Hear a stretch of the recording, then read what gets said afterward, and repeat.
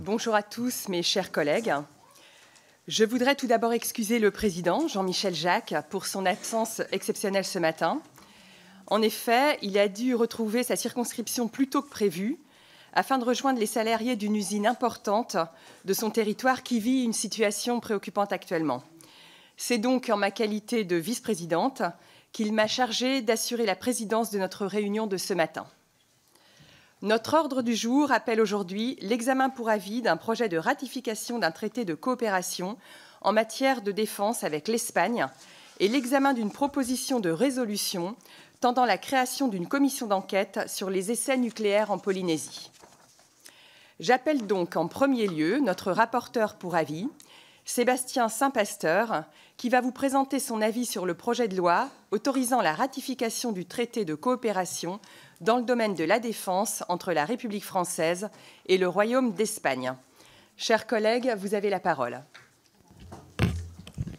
Merci, Madame la Présidente. Mes chers collègues, donc je suis très honoré d'avoir été nommé rapporteur pour avis de la Commission de la Défense nationale et des Forces armées sur le projet de loi autorisant la ratification du traité sur la coopération dans le domaine de la défense entre la République française et le Royaume d'Espagne, signé à Barcelone le 19 janvier 2023. Je souhaiterais préalablement remercier les services, Madame Claire Durand, pour la qualité de son accompagnement, les personnes qui ont été également auditionnées dans le cadre de ce rapport dans des délais très contraints, puisque j'ai été nommé mercredi dernier et ce rapport est présenté 7 jours plus tard. Donc c'était un petit challenge, mais on a essayé de le relever avec vigueur.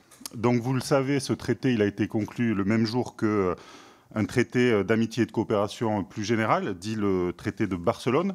Il s'inscrit dans une histoire commune avec l'Espagne, une histoire singulière qui n'a pas été toujours facile dans le temps très long. Le dos de Mayo en témoigne, mais qui est depuis longtemps plus apaisé, voire fraternellement entremêlé à certains égards. Je ne prendrai qu'un seul exemple, celui de la Nueve, rattaché à la 2e DB du général Leclerc, ces républicains espagnols, qui avaient été les premiers à entrer dans Paris en 1944. Le traité de coopération en matière de défense est donc avant tout un signal politique fort entre deux alliés faisant face à des menaces et des défis communs. Deux alliés qui partagent également une même ambition pour la défense européenne. J'y reviendrai plus tard, mais le contexte d'incertitude internationale que nous connaissons tous, l'approche purement transactionnelle de l'OTAN par les États-Unis, nous oblige à consolider et à intensifier nos coopérations entre nos alliés et voisins directs, et bien plus que nous oblige, je dirais, nous donne la chance d'eux. Ce traité, s'il est ratifié par le Parlement, aura vocation à se substituer à un précédent accord de coopération de défense entre la France et l'Espagne, datant de 1983. Si nous le faisons, c'est pour nos soldats tout d'abord. Du point de vue de nos personnels militaires et civils, déployés dans un cadre de coopération avec l'Espagne, ce traité consacre une avancée essentielle puisqu'il institutionnalise un SOFA, soit un accord sur le statut des forces déployées dans un cadre de coopération, SOFA qui n'était pas prévu par le précédent accord. Les accords relatifs au statut des forces fixent le droit applicable à nos personnels à l'étranger et aux personnels étrangers sur notre sol.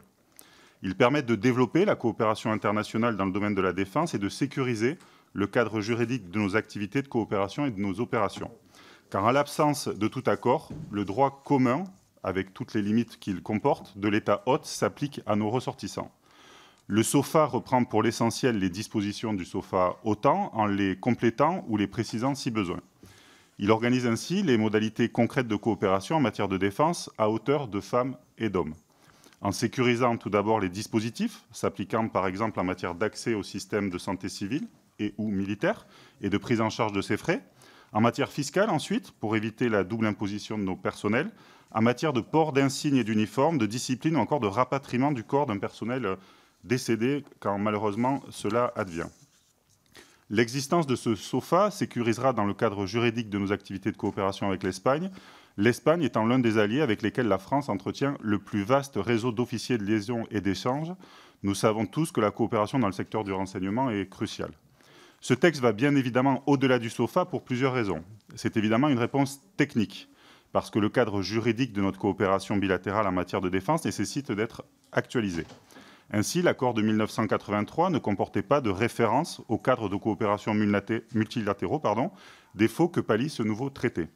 la référence à l'Union européenne était par exemple nécessaire et indispensable, le précédent accord de défense ayant été conclu avant l'adhésion de l'Espagne à la Communauté économique européenne en 1986. Il s'agit d'une réponse plus politique ensuite, pour réaffirmer l'importance de la relation bilatérale de défense entre l'Espagne à l'aune du nouveau contexte stratégique marqué par le retour de la guerre aux portes orientales de l'Europe et le retour de la compétition entre grandes puissances. Plus que jamais, la France a besoin de consolider ses relations de défense avec ses alliés historiques et de confiance.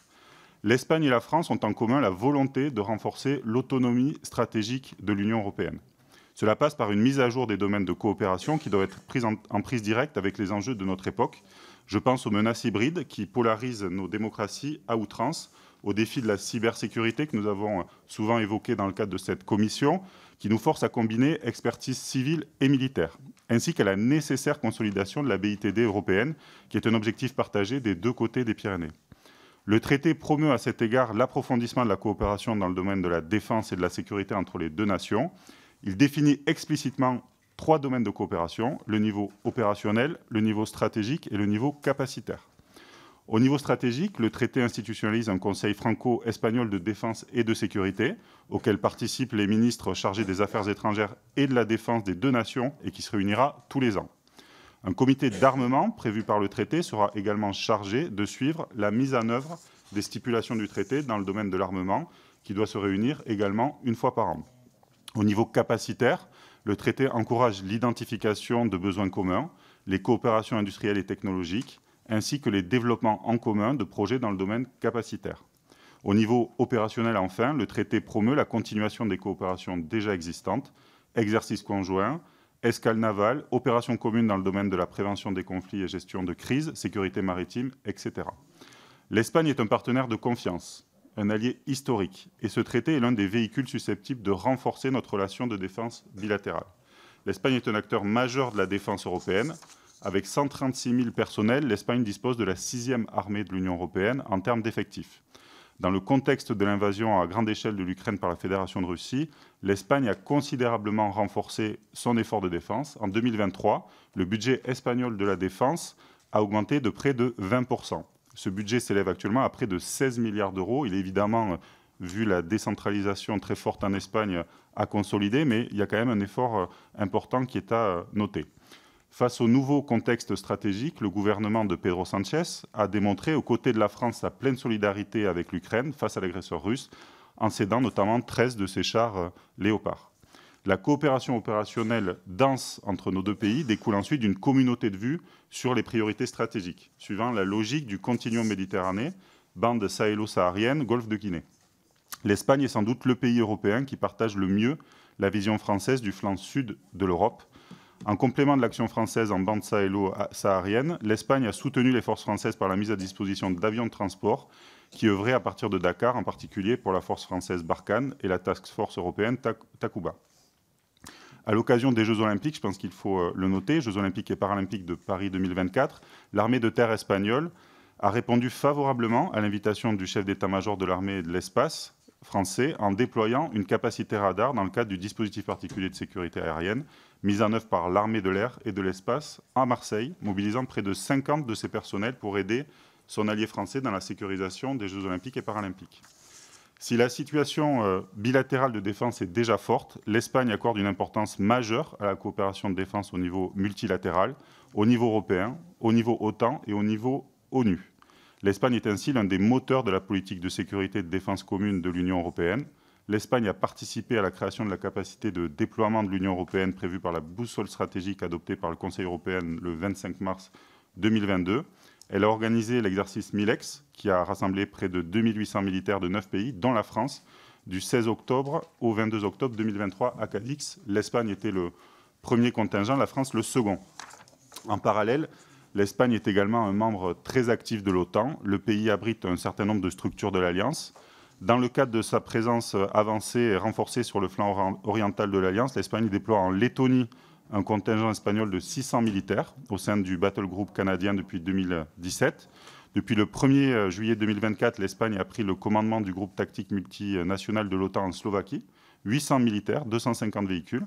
Enfin, depuis novembre 2024, l'Espagne contribue au bataillon multinational dont la France est nation cadre en Roumanie, à hauteur d'un sous-groupement tactique interarmé de près de 250 personnels et 35 véhicules. Sur le plan capacitaire, l'Espagne souhaite aujourd'hui renforcer sa propre BITD, au risque de placer ses entreprises parfois en concurrence avec les nôtres. Pour autant, il existe plusieurs programmes d'armement structurants en coopération bilatérale ou multilatérale, l'avion de transport multirôle tactique A400M et l'avion ravitailleur de transport stratégique A330, le projet Eurodrone, les hélicoptères Tigre et NH90 et bien sûr le SCAF. Sur le SCAF, les lignes rouges françaises sont bien connues. L'avion de chasse de nouvelle génération devra pouvoir apponter sur le porte-avions, porter la bombe nucléaire et devra pouvoir être exporté par la France sans restriction de la part de l'Allemagne et de l'Espagne. Je pense que nous y reviendrons dans le cadre des discussions. Ce traité n'a pas la prétention de pouvoir résoudre du jour au lendemain les divergences industrielles ou désaccords politiques entre les 3 États partis au SCAF.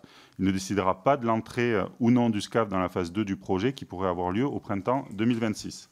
Mais il pourrait modestement renforcer la cohésion du couple franco-espagnol dans la phase de négociation préalable à l'ouverture de la phase 2 du SCAF. Les instances de concertation prévues par le traité permettront peut-être de faciliter les discussions politiques et industrielles à venir sur les projets capacitaires où les entreprises des 2 nations sont en concurrence directe. Je pense notamment au projet d'intercepteur endo-atmosphérique. Sur ce sujet, la France, l'Allemagne, l'Italie et les Pays-Bas participent au projet IDIS, proposé en 2023 par un consortium d'entreprises conduit par l'industriel MBDA, tandis que l'entreprise espagnole Sener pilote le nouveau projet concurrent IDEF, qui est soutenu par l'Espagne, la Norvège, la Belgique, la Pologne et la République tchèque. Enfin, et avant de conclure, je souhaite saluer l'extension par le traité de la coopération bilatérale à de nouveaux domaines, comme la coopération en matière de changement climatique, les forces armées françaises et espagnoles devant toutes deux anticiper les conséquences du réchauffement climatique sur leur fonctionnement présent et futur. Les drames récents des inondations à Valence ainsi que les incendies de 2022 qui ont décimé une partie de la Gironde, de la France et de l'Europe exigent cette coopération renforcée qui se veut complémentaire des dispositifs européens. Je salue l'extension également à d'autres domaines au sujet du rôle des femmes au sein des forces armées. Le défi de la féminisation est bien évidemment un sujet majeur. L'extension de la coopération aux activités géographiques, cartographiques, hydrographiques, océanographiques, j'en passe.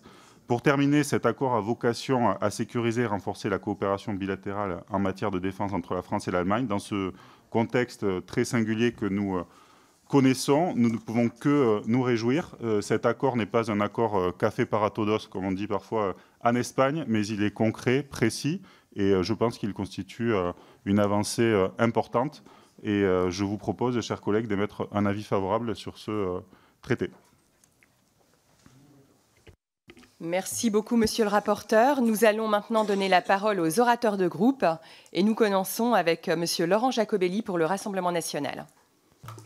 Merci Madame la Présidente et félicitations pour cette première présidence. Monsieur le rapporteur, nous avons à étudier aujourd'hui un traité franco-espagnol qui veut renouveler 40 ans de coopération plutôt fructueuse dans le domaine de la défense entre la France et l'Espagne depuis la signature de l'accord militaire de 1983. C'est important de rappeler que cette coopération repose sur une histoire commune, des liens d'amitié forts et aussi des objectifs ou des intérêts communs comme par exemple la lutte contre l'immigration illégale en Méditerranée, l'Espagne étant la terre favorite de débarquement d'un certain nombre de migrants, et une attention particulière que nous apporterons à la cyberdéfense, tant nous savons que cette nouvelle menace mérite d'être étudiée en commun. Pour autant, nous ne sommes pas naïfs, cet accord et ce traité ne révolutionnera pas les choses, c'est finalement plutôt un traité qui acte d'une réalité, vous l'avez dit, sur des questions un peu idéologiques, comme le SCAF, il n'apporte pas de réponse, et on peut regretter le verbiage européiste de ce traité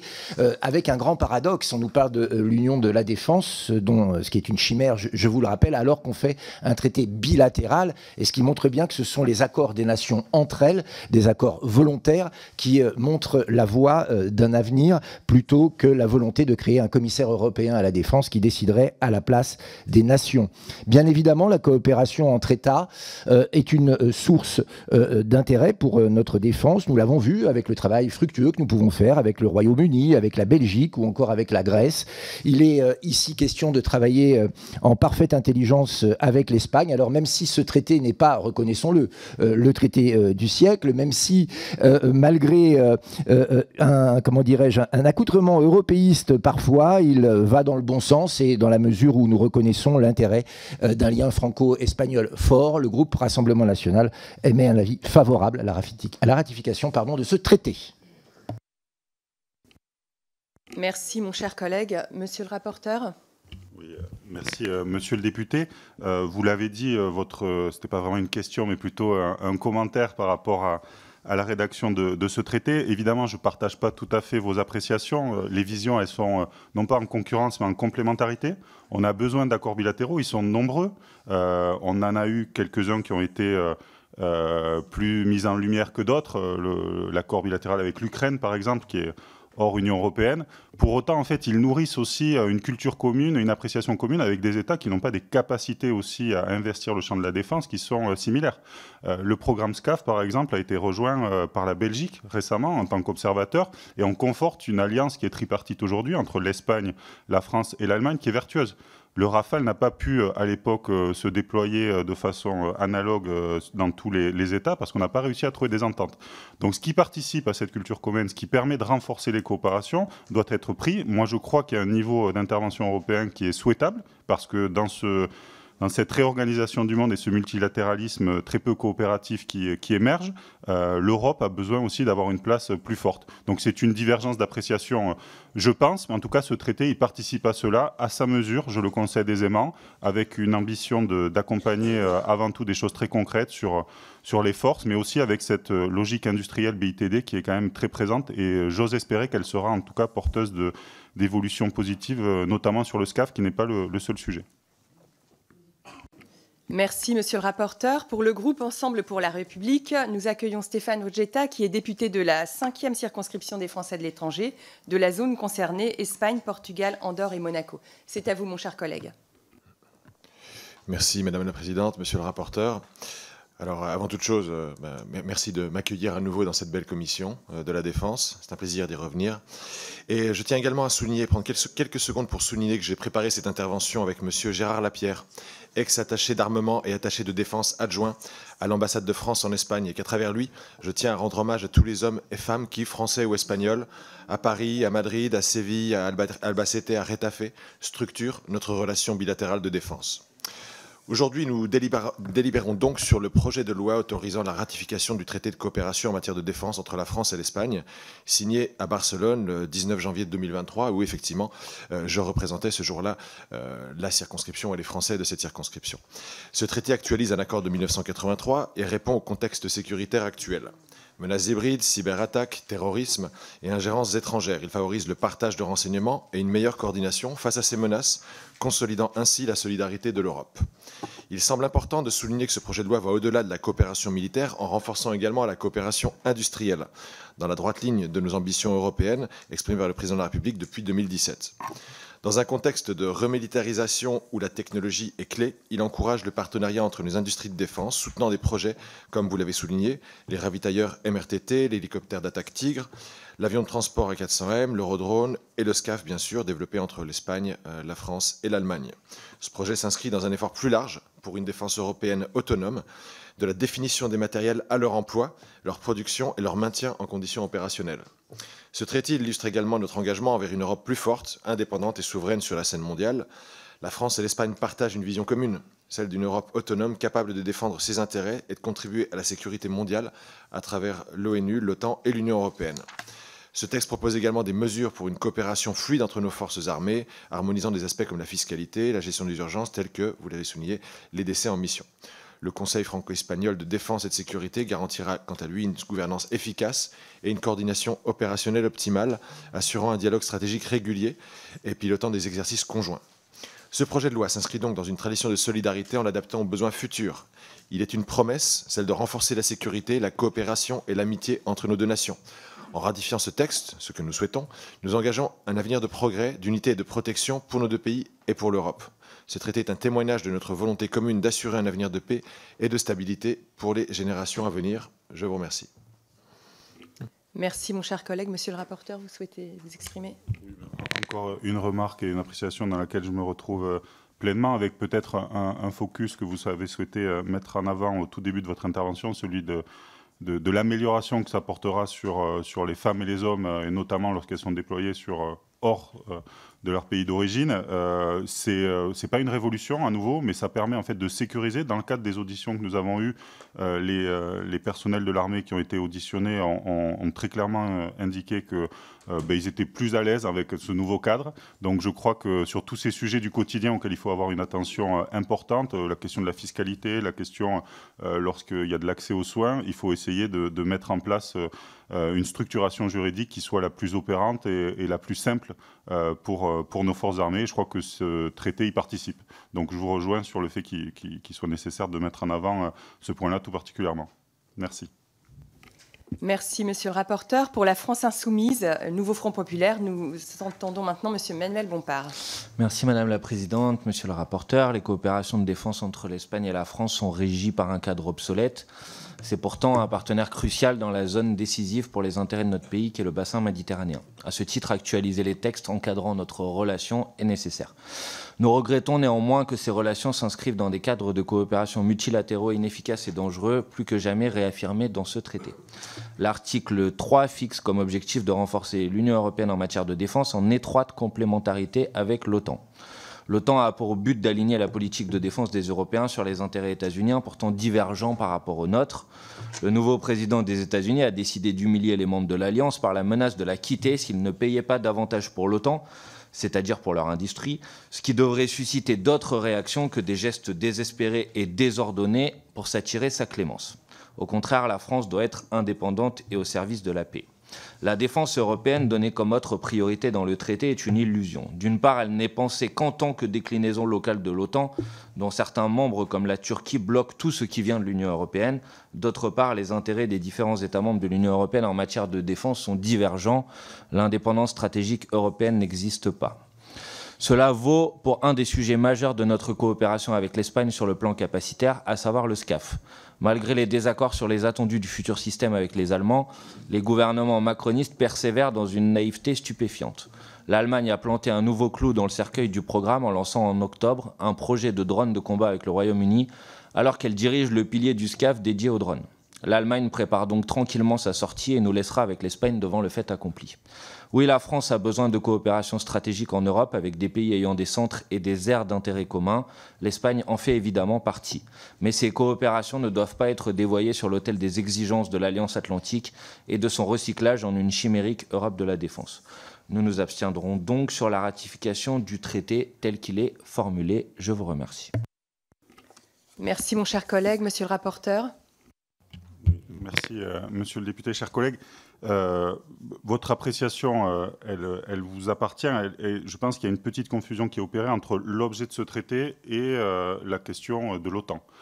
Dans mon propos introductif, j'ai évoqué dans des termes peut-être un peu plus mesurés l'approche transactionnelle des États-Unis. Il ne faut pas être naïf dans des relations internationales qui sont aujourd'hui extrêmement réalpolitiques, mais on a besoin en fait d'avancer à tous les niveaux. Je pense que ce traité, il conforte avec l'Espagne une relation historique et ça permettra, je l'espère, de peser dans le cadre du SCAF. Je l'ai évoqué, la Belgique rejoint. Il y a des risques en fait, des questions, des articles de presse fuitent sur la possibilité que l'Espagne puisse se tourner vers le F-35 plutôt que vers un avion européen pour des questions de spécificité. Il faut que chaque pays garde ses singularités et qu'on arrive à trouver les points de convergence. Sur le SCAF, c'est très clairement énoncé, notamment au niveau de la gouvernance, sur l'export, sur la navalisation. Donc tous ces enjeux, ils sont pris en considération de façon connexe à ce traité, ils ne sont pas traités directement. C'est pour ça que je suis un peu surpris que ce soit une abstention, parce qu'on peut avoir un regard extrêmement critique sur l'OTAN, ça c'est tout à fait possible et j'en conviens aisément. Pour autant, ce traité, il ne traite pas de cela. Ce traité, il vise vraiment à aider la situation des forces, à instituer une coopération entre les ministères, enfin en tout cas entre les gouvernements français et espagnols plus étroite. C'est ça l'objet du traité. Et l'OTAN, en fait, n'est pas réellement l'objet de ce document, de ce texte. Donc voilà, après, il vous appartient d'avoir cette appréciation. Je ne suis pas sûr qu'elle soit la plus exacte, et c'est un petit peu dommage par rapport à certains éléments, et notamment à l'ensemble des articles, qui constituent, je pense, des avancées, je le redis, modestes, techniques, mais plutôt positives. Merci, monsieur le rapporteur. Pour le groupe socialiste et apparenté, je donne la parole à monsieur Guillaume Garot. Merci, madame la présidente, et merci à monsieur le rapporteur. D'abord, bravo à lui, parce que relever ce challenge, il l'a expliqué en une semaine, c'était un tour de force, donc je veux le saluer au nom des socialistes. Vous l'avez très bien dit, cet accord, c'est une mise à jour, c'est une adaptation d'un partenariat qui est de longue date, puisqu'il remonte à 1983. Et nous croyons parfaitement nécessaire de renforcer cette coopération dans un contexte géopolitique où on a vu qu'on avait besoin d'approches communes. On avait besoin d'une culture commune, ne serait-ce que pour être plus efficace. Et c'est ça qui doit nous mobiliser aujourd'hui. Avec l'Espagne, on l'avait vu au moment de la rédaction de la boussole stratégique, c'était en mars 22. On l'a vu sur l'Ukraine, et c'est d'autant plus urgent aujourd'hui après l'élection de Trump. Alors, moi, j'ai deux questions à vous poser. La première concerne le SCAF, puisqu'il a été fait référence à ce système. 2025, c'est la fin de la phase 1 du SCAF. On lance la phase 2 avec un vol d'un premier démonstrateur. Dans son intention, l'accord est à même de sécuriser l'avenir du SCAF. C'est ce que vous nous avez dit. Savez-vous si, dans ce cadre, il y a des mesures complémentaires qui ont été envisagées pour qu'on puisse assurer un dialogue franco-espagnol renforcé sur ce projet-là, en particulier? La deuxième question que je veux vous poser, elle est d'ordre plus général, et ça a été esquissé avant moi. Est-ce que vous pensez que c'est le bon chemin, cette coopération entre les États, pour aller vers la construction d'une Europe de la défense, selon ce que nous avons dit les uns les autres? C'est une capacité à être efficace ensemble de façon autonome. Et c'est ça qui est très, très important. Donc, est-ce que c'est la bonne façon d'avancer, et est-ce que vous pensez que ça doit être généralisé? Je vous remercie. Merci, mon cher collègue, monsieur le rapporteur. Merci, cher collègue, cher Guillaume. Alors, ce n'est pas des questions simples, parce que je n'ai pas de boule de cristal pour savoir, en gros, ce qu'il en sera demain. Le projet SCAF est phasé. Vous l'avez évoqué avec la fin de la phase 1B en 2025, le lancement de la phase 2 qui est prévu au printemps, entre les élections allemandes et printemps 2026 et les élections françaises. Donc il y a aussi une incertitude politique qui va impacter forcément les visions, les points de vue. On a vu ici qu'ils ne sont pas forcément toutes convergences sur ces sujets, et qui sera au niveau du premier démonstrateur du NGF en 2027 un élément important. Dans le rapport, il est indiqué que normalement, en décembre 2024, il devait y avoir un sommet franco-espagnol qui devait se tenir. Évidemment, l'actualité est ce qu'elle est, donc on a rajouté dans les meilleurs délais, et je crois qu'il faut qu'il y ait une discussion entre la France et l'Espagne là-dessus. Le projet SCAF, en fait, il est complexe parce qu'il y a des éléments qui laissent penser que les intérêts des États peuvent être parfois divergents. Je pense qu'ils sont convergents, et que chaque État membre est partenaire du SCAF. Je le redis, le fait que la Belgique ait rejoint la dynamique est quand même un élément loin d'être négligeable, ont intérêt à coopérer parce que tout simplement, on est sur des projets industriels de très très grande ampleur. Je vais dévier un petit peu et prendre l'exemple de l'Eurodrone ou de l'intercepteur endo-atmosphérique. On parle de la capacité des États à intercepter des missiles qui vont à Mach 9, Mach 10, à savoir 11 000 km/h, qui placent un missile un quart d'heure entre Moscou et Paris. Donc les enjeux en matière de défense sont cruciaux, les montants financiers sont incroyablement élevé. Et de ce fait, on peut le faire avec enthousiasme, la coopération, mais on le fait aussi par nécessité, parce qu'on n'arrivera pas à avoir la capacité d'investissement, le volume d'investissement et l'échelle nécessaire pour répondre en fait aux besoins actuels en matière de défense. Et puis, il y a aussi cette réalité qui fait que, notamment sur le SCAF, c'est évoqué à de nombreuses reprises dans les discussions afférentes à ce sujet, il faut que chaque État s'y retrouve et que la coopération, le fait de mutualiser notre effort, soit économiquement aussi plus viable que le fait de rester seul avec les singularités pour la France de navalisation, de port de l'arme nucléaire, etc. Donc, moi, je crois dans cette logique multilatérale, je crois dans cette logique aussi bilatérale. Les deux se consolident et se confortent plus qu'elles ne sont en concurrence, comme je l'ai évoqué sur la première question. C'est mon appréciation. Merci, monsieur le rapporteur. Pour les démocrates, je donne la parole à monsieur Fabien Lenné. Merci, madame la présidente, monsieur le rapporteur, chers collègues. Alors, ce projet de loi autorisant la ratification du traité sur la coopération dans le domaine de la défense entre France et Espagne s'inscrit dans un contexte d'intensification des activités de coopération entre nos deux États, vous l'avez rappelé, notamment en matière de politique commune, de sécurité et de défense. Alors, ce nouveau traité vise à donner une portée juridique aux ambitions exprimées par le président de la République et le président du gouvernement espagnol, telles qu'elles ont été énoncées par la déclaration conjointe issue du 26e sommet franco-espagnol à Montauban en mars 2021. Alors, en tant que membre de l'Assemblée parlementaire de l'OTAN, je suis particulièrement attentif à l'introduction explicite d'une référence de l'OTAN et à l'Union européenne qui doivent fonctionner de manière complémentaire. Rappelons que si l'Espagne a rejoint l'OTAN en 1982, elle n'a rejoint la structure militaire intégrée de l'Alliance qu'en 1999. De plus, son adhésion à la communauté économique européenne n'est intervenue qu'en 1986, comme tout le monde le sait. Alors tout cela intervient après la signature du dernier accord de coopération entre nos deux pays, le 7 octobre en 1983. Donc cette actualisation était plus que nécessaire et vous l'avez rappelé. Alors s'ajoute à ça un contexte géopolitique de plus en plus dégradé, voire chaotique. Il me semble donc impératif d'élargir les domaines de coopération opérationnelle, notamment sur les secteurs du renseignement, de la cyberdéfense, du spatial et des menaces hybrides. Enfin, l'Espagne est pleinement engagée dans les programmes comme le SCAF et l'Eurodrone, qui structureront l'architecture de notre défense européenne. Comme l'indiquait le rapporteur dans son avis, ce traité donc peut notamment permettre de fluidifier les relations franco-espagnoles dans le cadre des programmes de coopération. Donc évidemment, je terminerai en vous disant que le groupe démocrate est très favorable et sera donc tout à fait favorable à son adoption. Un autre point, vous parliez tout à l'heure d'un pays extrêmement décentralisé. Et sur les politiques de défense, est-ce que vous avez des éléments de comment fonctionne, quel est le lien entre les régions et l'État central sur ces sujets-là? Merci. Merci, monsieur le député. Monsieur le rapporteur.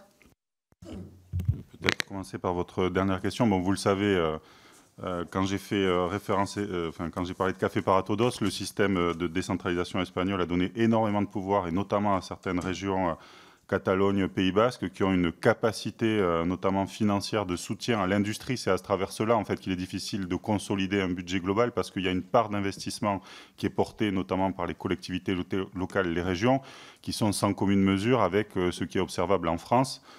Pour donner deux régions limitrophes, le Conseil régional Nouvelle-Aquitaine, que nous connaissons tous les deux très bien. Je crois qu'on est à peu près à 3 milliards d'euros de budget pour une population de 6 millions d'habitants. Le Pays basque espagnol, on a une population, je ne veux pas dire de bêtises, je crois que c'est aux alentours de 2 milliards. On est à 20 milliards d'euros de budget, mais avec des compétences qui ont été très très fortement décentralisées. Donc de ce fait, quand on consolide le budget global qui est dédié à la défense, il faudrait intégrer aussi ces éléments-là, ce qui n'est pas le cas, et ce qui fait que l'effort de défense espagnol paraît moindre, notamment dans le rapport qui a été produit par notre collègue membre de la Commission des Affaires étrangères. Vous avez une grille d'analyse et qui semble démontrer un effort assez faible au final de l'Espagne, alors qu'il est en réalité un petit peu plus important. Ça, c'est sur le point de décentralisation, etc. Pardon de ne pas répondre très précisément, mais l'esprit, il est là. Ensuite, les projets industriels, ils sont importants, ils sont majeurs, ils ont leur fragilité, ils ont leur potentialité. Il y a un principe, moi je pense qu'il est important de mettre en lumière, c'est le côté effet cliquet. C'est-à-dire à un moment donné, on est tellement avancé qu'il n'y a pas de retour en arrière possible, malgré les atermoiements qu'il peut y avoir sur des problématiques d'export avec l'Allemagne, sur des problématiques de choix stratégiques. J'ai parlé de la navalisation sur sur le SCAF. Et je crois beaucoup en cela. C'est-à-dire qu'à un moment donné, c'est un peu le principe historique de l'Union européenne, hein, de l'ACK, etc. C'est qu'à partir du moment où on est tellement en interdépendance qu'on n'a plus d'autre choix que d'avancer conjointement et aussi de se comprendre. Et c'est tous ces temps conjoints que nous avons sur les conseils de défense, etc., ils participent aussi à cette socialisation, à cette empathie qu'il est nécessaire d'avoir, parce qu'on est quand même dans un contexte où on a plutôt tendance à se méfier de ses voisins, ce qui n'est pas forcément une mauvaise chose, il faut être lucide, mais peut-être à l'excès parfois. Et au niveau européen, moi je crois encore, peut-être de façon un peu naïve, mais je crois qu'il y a un idéal européen qui existe et qu'il faut faire vivre. Merci, monsieur le rapporteur. Pour le groupe Horizon et Indépendants, je donne la parole à madame Anne Le Henanff. Merci, madame la présidente. Monsieur le rapporteur, merci pour votre présentation et bravo pour votre travail en si peu de temps. Donc, un temps extrêmement contraint, mais avec des présentations très claires qui nous permettent d'avoir un avis éclairé. Donc, les accords binationaux sont souhaitables et attendus. Ils permettent notamment de cibler des actions communes, de faire preuve d'agilité, de nouer des liens étroits et partager des visions communes. Ces relations bilatérales, évidemment, pour nous, interviennent en complément des engagements européens, au niveau européen, pour davantage d'efficacité et tenir compte des spécificités de chaque pays, chaque partie de l'Europe, finalement.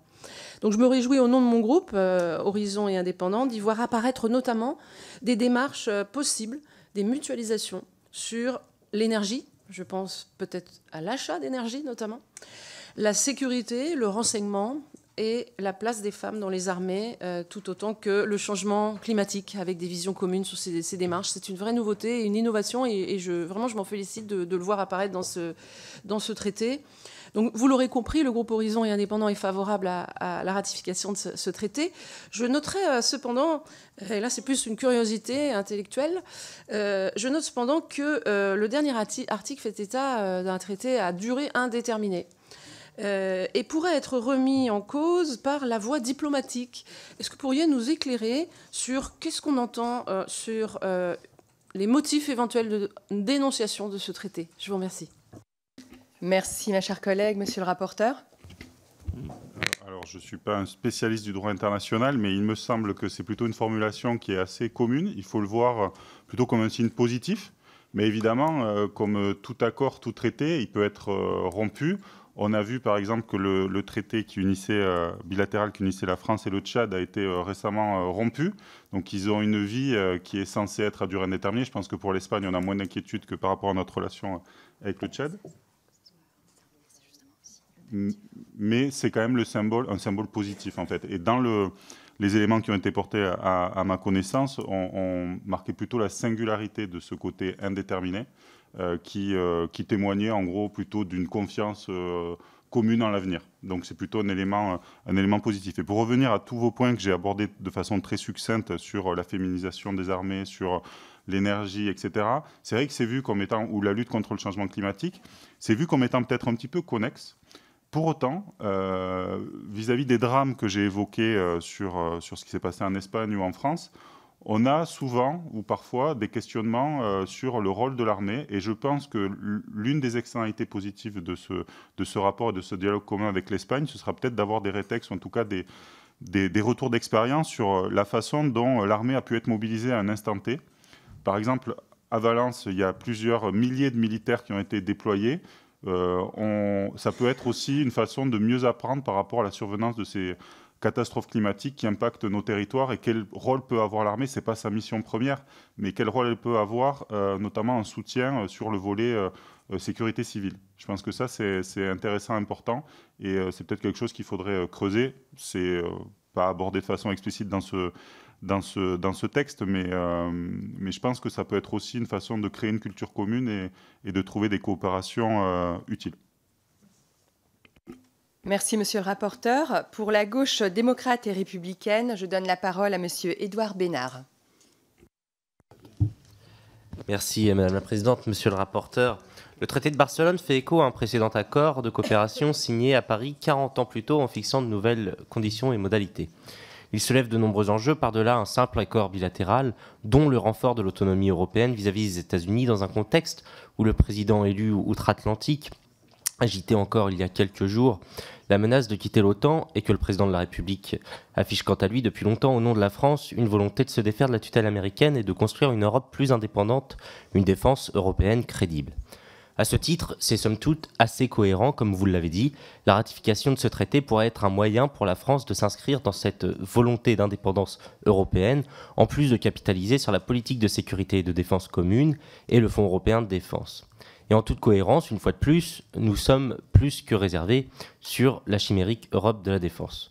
Au-delà du SOFA, concrètement, en ce qui nous concerne ce matin, quels impacts ce traité a-t-il sur le maintien de développement commun du Tigre au standard MK2+, et le lancement des études pour l'hélicoptère de combat du futur, le successeur du Tigre, et à propos du SCAF, enfin, qui entrera dans sa phase 2, cela a été dit, en s'engageant plus encore dans ce programme à dimension nucléaire, faut-il interpréter notre démarche commune comme un aval de la France et de l'Espagne pour une nucléarisation future de la défense européenne ? Ce n'est pas une question technique ou purement industrielle, c'est une pièce supplémentaire pour garder une porte ouverte sur une européanisation de la dissuasion nucléaire. Ce n'est pas un détail, car si nous devons bien évidemment investir dans une architecture commune de sécurité, ça ne peut être en accélérant la progression de la dissuasion nucléaire. Et puisqu'il est commode en ce moment de parler de ligne rouge, cela en est clairement une. Je vous remercie. Merci, mon cher collègue. Monsieur le rapporteur. Alors, vous allez loin dans votre question en termes de projection. Je ne suis pas certain que ce traité l'aborde. Une nouvelle fois, il faut le prendre à sa juste mesure. C'est vrai qu'il interroge de façon indirecte beaucoup d'enjeux de relations internationales, la place par rapport à l'OTAN, l'Europe de la défense en creux. Mais le cœur de ce traité, il est vraiment technique et répondre à très court terme à des enjeux par rapport aux forces, par rapport aux coopérations entre les États. Pour autant, je le redis, c'est une pierre dans l'édification d'une maison commune. Moi, je crois en l'Europe de la défense. J'espère qu'elle sera demain plus forte parce qu'on en a besoin. D'autres redoutent ce projet et cette perspective, et c'est tout à fait possible d'avoir cette vision-là. Vous avez évoqué la question de l'OTAN, vous avez évoqué la question de la dissuasion nucléaire et l'européanisation de la dissuasion nucléaire par rapport, en fait, en gros, à qui doit prendre en charge ce sujet. Le SCAF est un bon exemple, c'est-à-dire que la France garde son autonomie sur ce sujet en prenant en charge notamment ces enjeux d'adaptation par exemple, la navalisation, c'est comment en fait la France va prendre en charge cette part-là pour que ça puisse permettre l'appontage sur les porte-avions. L'Espagne a d'autres enjeux. L'Allemagne va être sensible à ce qu'elle augmente, par exemple, la capacité de transport. On est plutôt aux alentours de 20 tonnes. Donc, comment chaque État garde sa singularité et en essayant de mutualiser le plus possible et de créer les économies d'échelle et les économies en fait de gains technologiques, parce que le SCAF c'est compliqué, hein, c'est un cloud de combat avec une interopérabilité, une interconnexion qui est complexe. On n'est pas seulement que sur de la volonté, il y a aussi un projet industriel, un projet d'ingénierie, un projet de créativité, où je crois qu'on a en Europe la capacité de faire émerger aussi des solutions techniques et opérationnelles qui sont extrêmement importantes aussi pour lutter contre d'autres options qui peuvent se faire jour, notamment de l'autre côté de l'Atlantique. Et donc cette coopération, elle est politique, technique, financière, et je crois que c'est plutôt le chemin qu'il faut essayer d'emprunter en gardant pour chaque État ses singularités. L'une de la France qui est extrêmement importante, c'est la dissuasion. Est-ce que demain, on aura une mutualisation, une européanisation ? Je ne suis pas certain que ce soit dans cette commission qu'on puisse y répondre aujourd'hui. Je ne trouve pas que ce soit forcément un horizon qui soit à exclure. Mais pour en revenir à ce traité, c'est un pas supplémentaire qu'il faut évidemment réaliser. Et je crois que ça va dans le bon sens. Merci, monsieur le rapporteur. Nous allons maintenant passer aux questions individuelles. Nous avons 2 questions. Pour 1 minute chacun, nous prenons les 2 questions. Nous commençons par Madame Catherine Rimbert, Rassemblement national. Merci. Merci Madame la Présidente, Monsieur le rapporteur et chers collègues. Vous présentez dans votre rapport un état des lieux de l'armée espagnole qui a retenu toute notre attention. Alors sans mépris aucun pour notre voisin et allié espagnol, on peut noter qu'à la différence de la France, l'Espagne n'a pas un modèle d'armée complet et que les moyens de ces armées sont plus limités que les nôtres, même si vous l'avez évoqué tout à l'heure, le budget de la défense est en augmentation. Aussi, pouvez-vous nous dire quels sont les secteurs d'excellence de l'armée espagnole et sur quels segments nous pourrions nous appuyer en cas d'engagement contre une menace ou un ennemi commun? Je vous remercie. Merci Madame la députée. Monsieur le rapporteur. Alors, je m'abstiendrai de juger... Pardon. Vous voulez? Non, on prend la deuxième question. Comme vous voulez. Pardon, monsieur le rapporteur. Je vais donner la parole à Pascal Genf pour la deuxième question. Merci. Oui, merci Madame la Présidente. Monsieur le rapporteur, l'article 4 de ce traité définit le domaine de coopération de la France et de l'Espagne. Il mentionne notamment la gestion des crises et la sécurité maritime. Ces termes peuvent regrouper de larges missions. On peut estimer que l'immigration massive et illégale est une crise et que la sécurité maritime inclut la surveillance des embarcations de fortune de migrants. D'autant plus que l'Espagne dispose d'une frontière avec le Maroc à son enclave de la Ceuta. Nos deux pays couvrent une forte couverture sur la Méditerranée, lieu de passage migratoire. En 2024, l'Espagne a dû faire face à une augmentation de plus de 140% de l'immigration clandestine, alors qu'en France, on comptait environ 450 000 clandestins en 2023. On peut imaginer que la France et l'Espagne coopèrent sur cette problématique commune. Pensez-vous qu'une telle interprétation soit possible et puisse conduire la France et l'Espagne à coopérer pour gérer les flux migratoires illégaux dans leur pays? Ou là encore, serions-nous bloqués par l'obligation également citée à l'article 4 de coopérer aux politiques de sécurité européennes? Je vous remercie. Merci, monsieur le député. Monsieur le rapporteur, pour ces deux réponses. Oui, merci beaucoup. Alors, je m'abstiendrai de juger des forces et faiblesses de l'armée espagnole, qui évidemment est complète, a évidemment ses singularités comme l'armée française. On peut quand même dire que sur l'aérospatiale, il se distingue peut-être plus particulièrement. J'ai évoqué le renfort capacitaire à Dakar qui a été porté récemment. Voilà, sur le volet industriel, la 400M, la 330. 6e armée de l'Union européenne, déployée sur de nombreux fronts. Je l'ai évoqué notamment sur le front oriental.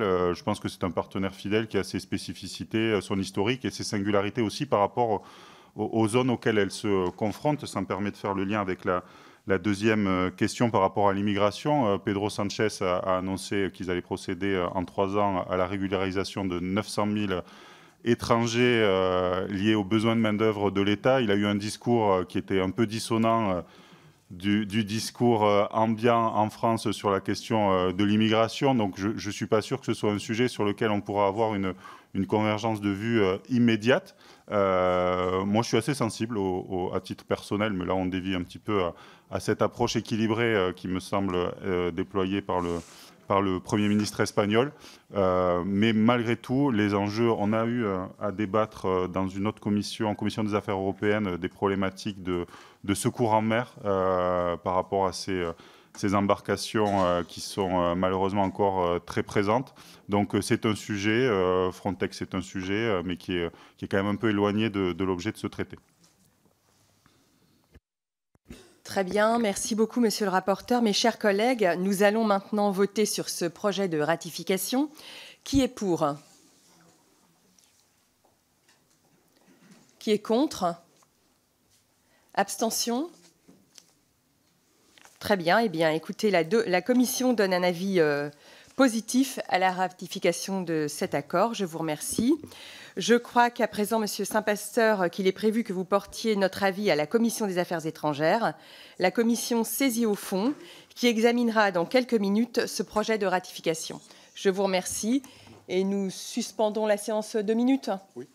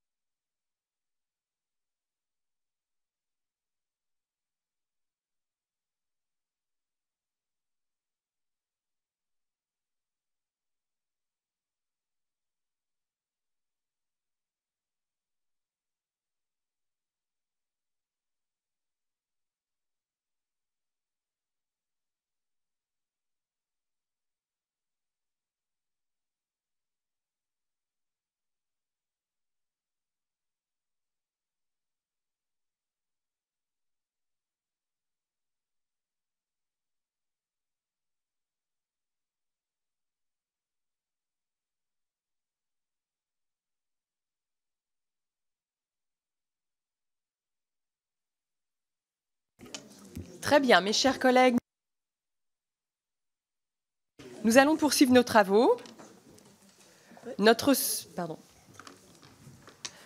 second point à l'ordre du jour concerne la proposition de résolution tendant à la création d'une commission d'enquête relative à la politique française d'expérimentation nucléaire, à l'ensemble des conséquences de l'installation et des opérations du Centre d'expérimentation du Pacifique en Polynésie française, à la reconnaissance, à la prise en charge et à l'indemnisation des victimes des essais nucléaires français, ainsi qu'à la reconnaissance des dommages environnementaux et à leur répartition. Et j'appelle donc à mes côtés notre rapporteur, M. Didier Le Gac. Certains d'entre vous s'en souviennent sans doute. La commission avait déjà examiné lors de la précédente législature, le 10 avril dernier, une demande identique, initiée déjà par le groupe GDR, qui avait usé de son droit de tirage. Suite à notre accord sur sa recevabilité, une commission d'enquête avait été créée, dont les travaux ont été interrompus par la dissolution. Le président en était alors Didier Le Gac et la rapporteure, Mme Raïd Arbelot. Le groupe GDR a donc à nouveau fait jouer son droit de tirage pour demander la création de cette commission d'enquête. En conséquence, en application du second alinéa de l'article 140 du règlement de l'Assemblée nationale, il appartient à notre commission, à laquelle cette nouvelle proposition de résolution a été relayée, de vérifier sa recevabilité sans se prononcer sur son opportunité, ni pouvoir amender son dispositif. Nous attendons de M. Didier Le Gac qu'il nous dise peut-être 2 mots sur le déroulé des travaux de la précédente commission et surtout qu'il nous éclaire pour savoir si les conditions requises pour la création de cette nouvelle commission d'enquête sont toujours remplies et, en cas de réponse positive, la prochaine conférence des présidents prendra acte de la création de cette commission. Monsieur Didier Le Gac, vous avez la parole. Merci Madame la Vice-Présidente, merci de m'accueillir au sein de votre commission. Mes chers collègues, alors effectivement, comme vous venez de le rappeler, le 12 mars dernier, notre collègue députée de la Polynésie française, Madame Mariana Raïd Arbelot, chère Mariana, qui est juste en face de moi, a déposé une proposition de résolution tendant à la création d'une commission d'enquête relative à la politique française d'expérimentation nucléaire, à l'ensemble des conséquences de l'installation et des opérations du Centre d'expérimentation du Pacifique en Polynésie française, à la reconnaissance, à la prise en charge et à l'indemnisation des victimes des essais nucléaires français, ainsi qu'à la reconnaissance des dommages environnementaux et à leur réparation. Cette commission d'enquête a été formellement créée, vous l'avez rappelé, Madame la Vice-Présidente, le 7 mai 2024, et j'ai eu effectivement l'honneur d'en être le président, tandis que Mariana était la rapporteure. Cette commission a, pendant les semaines qui ont suivi, mené de nombreuses auditions de chercheurs, de scientifiques, de représentants des victimes des essais nucléaires ou encore d'organismes très officiels tels que l'IRSN, l'Institut de radioprotection et de sûreté nucléaire. Malheureusement, la dissolution annoncée le 9 juin 2024 a prématurément mis un terme à ces travaux alors que nous avions quasiment fini l'ensemble de nos auditions. Les travaux ont donc été terminés comme l'ensemble des travaux de l'Assemblée nationale. Compte tenu toutefois de l'importance de ce sujet, de la ténacité aussi de ma collègue, une nouvelle proposition de résolution ayant le même objet a été redéposée le 4 octobre 2024 et comme pour la précédente, conformément au second alinéa de l'article 140 du règlement, il revient donc à notre commission de vérifier que les conditions requises pour la création de cette commission d'enquête sont bien réunies, sans toutefois aborder le fond du sujet aujourd'hui, qu'elle aura à traiter ni à se prononcer sur son opportunité. Et si la demande est jugée recevable, la conférence des présidents en prendra acte en application donc de l'article 141 du règlement. Je vous rappelle que trois conditions sont requises pour qu'une proposition tendant à la création d'une commission d'enquête soit recevable au sein de l'Assemblée. En premier lieu, et en application de l'article 137 de notre règlement, les propositions de résolution tendant à la création d'une commission d'enquête doivent déterminer avec précision les faits qui donnent lieu à enquête. En l'occurrence, ici, les faits sur lesquels la commission d'enquête devra se pencher me semblent définis avec une précision suffisante. En effet, selon l'exposé des motifs, ces faits porteront sur 8 points différents. Premièrement, les raisons ayant orienté la France vers le choix de sites polynésiens pour son expérimentation nucléaire à l'exclusion de toute autre option. Deuxièmement, l'état des connaissances du gouvernement français sur les conséquences des essais nucléaires sur la santé et l'environnement au moment où la Polynésie française a été choisie, mais également au cours des opérations et jusqu'à aujourd'hui.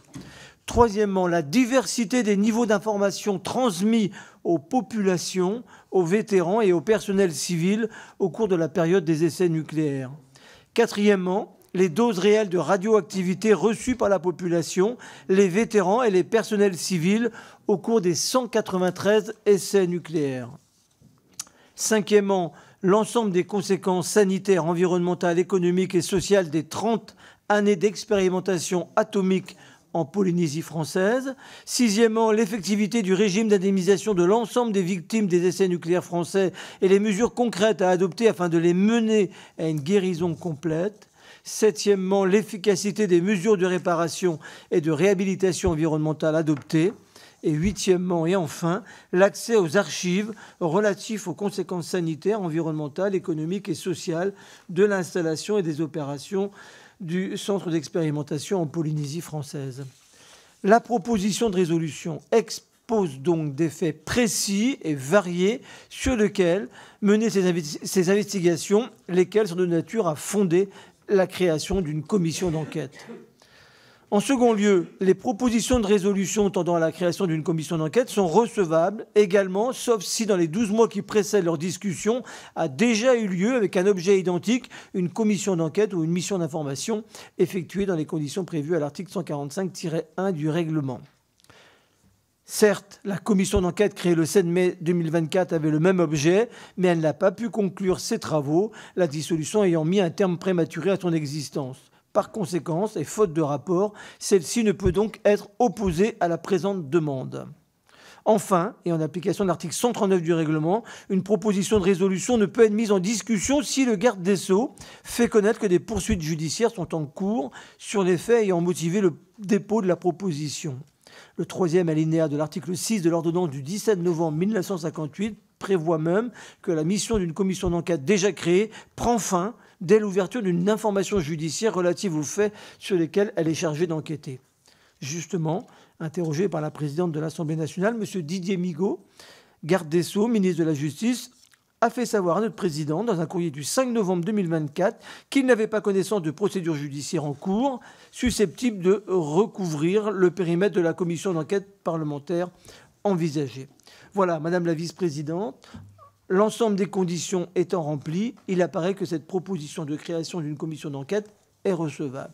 Et si je puis me permettre d'ajouter juste un mot pour vous dire que les travaux que nous avons menés avec la rapporteure Mariana Redarbelot ont été vraiment empreints d'un esprit très consensuel à travers l'ensemble des groupes et nous avons fort à cœur de reprendre nos travaux très rapidement. Merci. Très bien, merci beaucoup, monsieur le rapporteur. Nous allons maintenant céder la parole aux orateurs de groupe. Et nous allons donner la parole à Madame Redarbelot en premier. Suite donc au droit de tirage du groupe GDR, Madame Redarbelot était l'ancienne rapporteure de la précédente commission d'enquête concernant ce sujet. Chers collègues, c'est à vous. Madame la Présidente, je vous remercie. Monsieur le rapporteur, chers collègues, Yaorana. Je souhaite vous remercier, monsieur le rapporteur, pour cette présentation complète et fidèle. En ces jours où les enjeux et les défis pour la nation sont grands, où des décisions politiques doivent être et vont être prises, je remercie le bureau et son président qui poursuivent les travaux de notre commission et notamment procèdent à l'étude de la recevabilité de cette proposition de résolution. Notre Assemblée assure la continuité de ses missions autant que faire se peut et c'est la moindre des choses que nous devons aux Françaises et aux Français qui nous ont élus.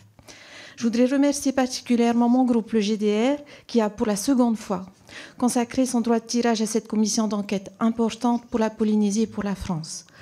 Après la validation de sa création à la prochaine conférence des présidents, les groupes parlementaires seront invités à proposer les députés intéressés par l'approche historique de l'expérimentation nucléaire française et par la réalité de ses conséquences.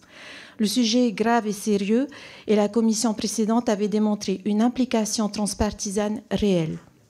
Et je formule le vœu que cette nouvelle commission démontre à nouveau que nous pouvons travailler de concert et en respect sur des sujets importants pour la nation et pour tous nos concitoyens.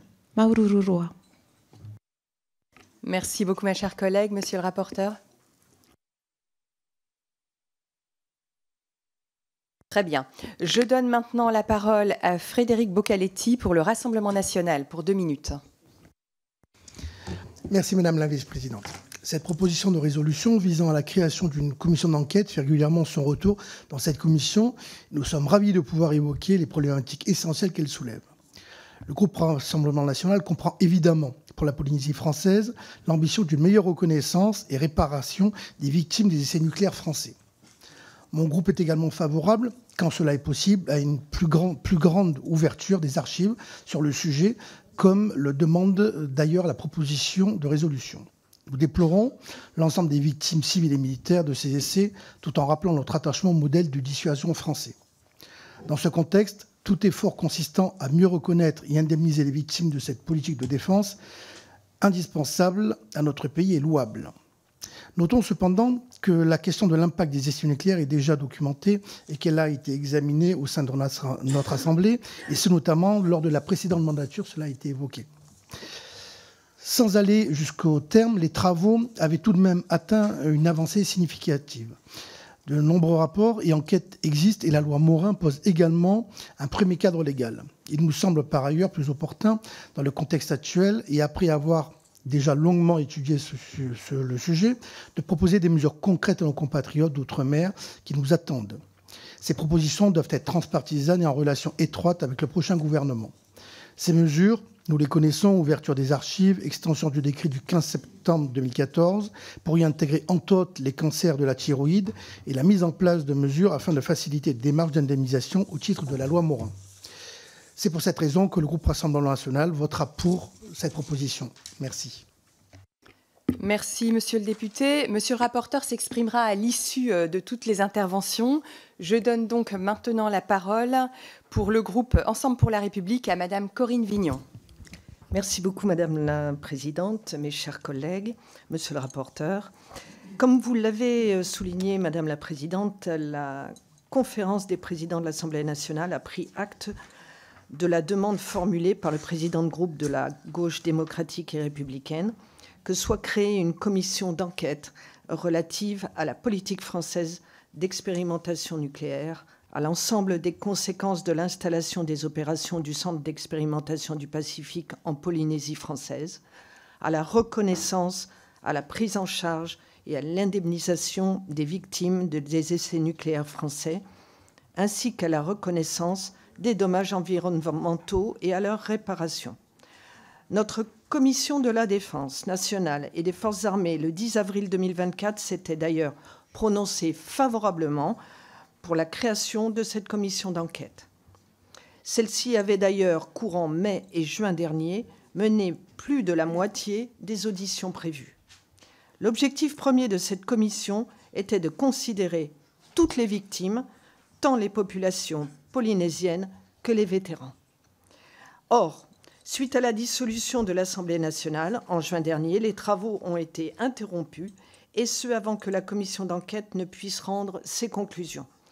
Ainsi, afin que les auditions soient menées à leur terme, toujours dans une démarche consensuelle et constructive, comme ça avait été le cas lors de la précédente législature, et que les conditions de celle-ci puissent être rendues, le groupe Renaissance EPR votera une nouvelle fois en faveur de la création de cette commission d'enquête. Je vous remercie.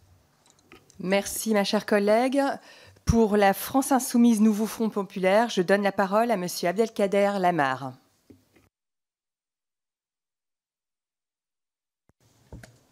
C'est bon ? Voilà. Merci monsieur le rapporteur. Donc, nous devons aujourd'hui nous prononcer sur la proposition de résolution visant à rétablir une commission d'enquête sur les expérimentations nucléaires menées en Polynésie française entre 1966 et 1996 et sur ses conséquences humaines, sanitaires et environnementales. Donc le groupe LFI-NFP, bien sûr, soutient pleinement cette proposition. Donc il est plus que temps de rendre justice au peuple de Polynésie française, principale victime de ces essais nucléaires. Donc je remercie nos collègues du groupe GDR qui ont agi promptement pour permettre la réhabilitation de cette commission d'enquête que la dissolution de juin dernier avait laissé inachevée. Que savaient les autorités de l'époque des conséquences sanitaires et environnementales des essais nucléaires? Qu'ont-elles dit aux populations concernées et qu'ont-elles caché? Quels ont été les impacts réels sur ces mêmes populations? Que peut faire la République pour réparer et indemniser au mieux les victimes aujourd'hui? Voilà tant de questions qui méritent des réponses claires et précises. Alors je formule également le vœu que cette commission d'enquête ne soit qu'une première étape dans le processus de transparence sur le programme nucléaire français. En effet, il est également nécessaire de faire toute la lumière sur les expérimentations nucléaires que la France a menées dans le Sahara algérien entre 1960 et 1966. Cet impératif n'est pas seulement mémoriel, c'est aussi un message de fraternité et de respect envers les peuples qui ont souffert de la nucléarisation du monde en Polynésie, en Algérie et ailleurs. Hier, le prix Nobel de la paix était remis à la Confédération japonaise des organisations des survivants d'Hiroshima et de Nagasaki. En approuvant la proposition de résolution qui nous est proposée, notre commission rendrait un petit hommage à toutes les victimes de l'arme atomique à travers le monde. Je vous remercie. Merci, monsieur le député. Pour les socialistes et apparentés, je donne la parole à Anna Pic. Merci, Madame la Présidente. Monsieur le rapporteur, je vais être extrêmement brève. En effet, nous avions, à travers Mélanie Thomas, sur les dernières années, porté un certain nombre d'amendements, tant d'amendements de demande de rapport sur cette question de nos 60 ans d'expérimentation nucléaire que d'amendements d'indemnisation, entre autres, des victimes de ces expérimentations. En conséquence, nous remercions le groupe GDR d'avoir usé à nouveau de son droit de tirage pour pouvoir poursuivre ce travail nécessaire.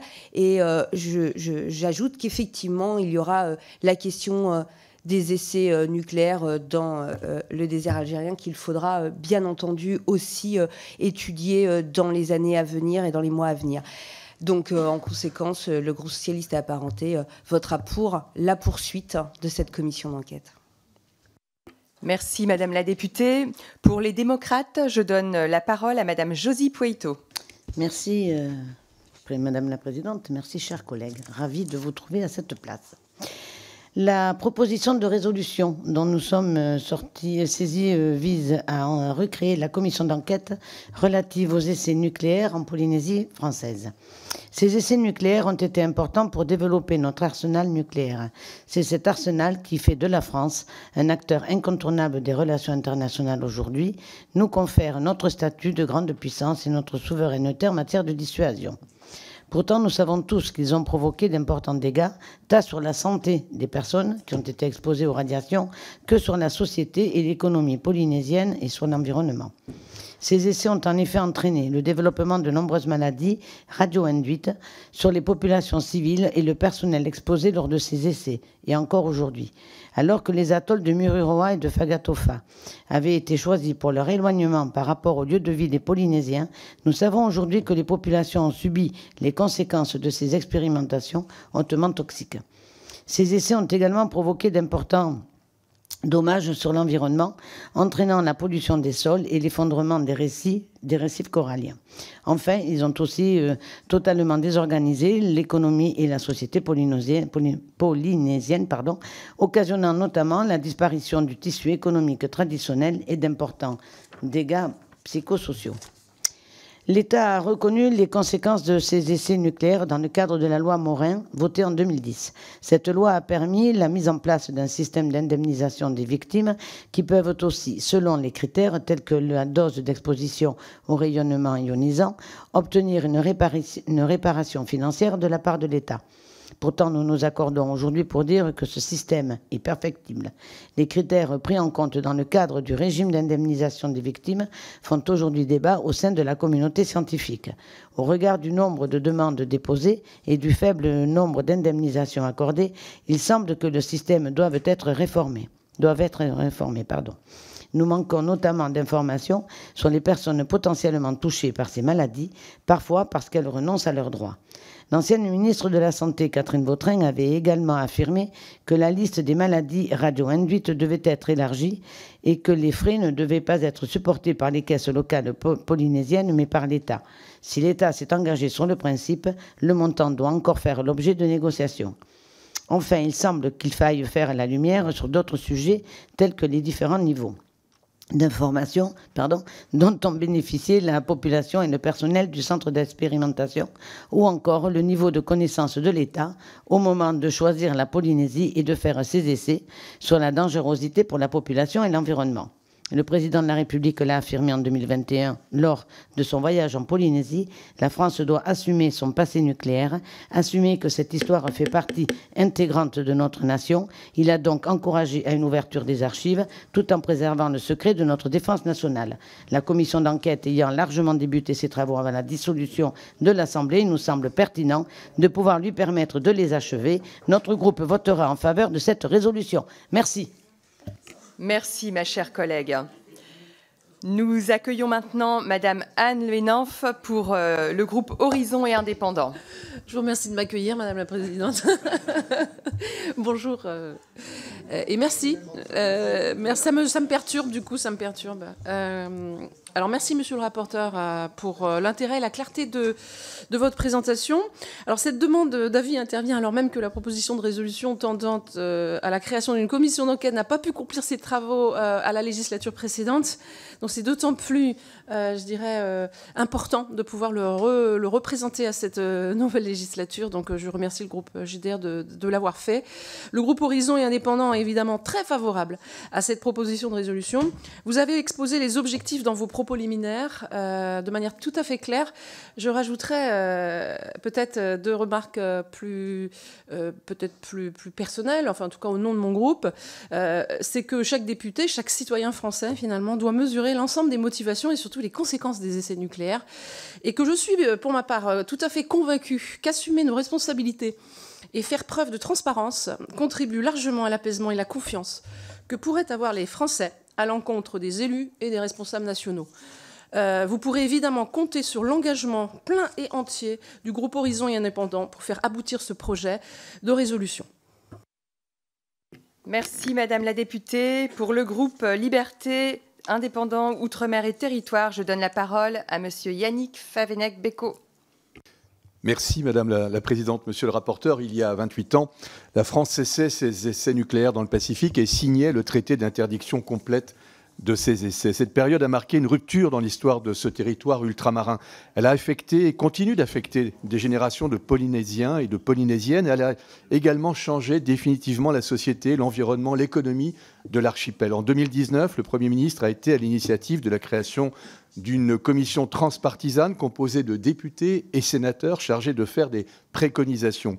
Un rapport visant à améliorer la prise en charge des victimes, avec notamment une politique de l'aller vers, a permis des avancées. En dépit de ce processus, il reste encore de nombreuses zones d'ombre sur ces 20 années d'expérimentation.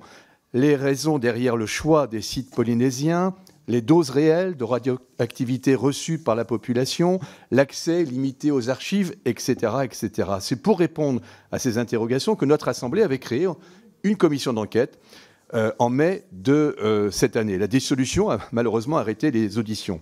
C'est donc sans réserve que le groupe LIOT soutient le rétablissement de cette commission d'enquête. Nous le devons aux Polynésiennes et aux Polynésiens qui placent beaucoup d'espoir dans ces travaux. Et en ce sens, je tiens à saluer l'engagement de ma collègue Nicole Sanquer, qui a co-signé cette proposition de résolution sur ce dossier. Cette proposition de résolution doit permettre de faire toute la lumière sur cette période difficile. Elle doit aussi forcer l'État à regarder en face la réalité des conséquences de ces essais nucléaires. Néanmoins, elle ne doit pas être un outil politique. Pour conclure, je tiens à rappeler que cette commission d'enquête ne pourra être qu'une première étape. J'espère qu'elle sera suivie par des avancées concrètes pour améliorer la réparation des victimes, mais également pour renforcer la stratégie de dépollution des sites des essais. Je vous remercie. Merci, mon cher collègue. Est-ce que d'autres députés souhaitent s'exprimer? Non, très bien. Eh bien, mon cher collègue, monsieur le rapporteur, vous avez la parole.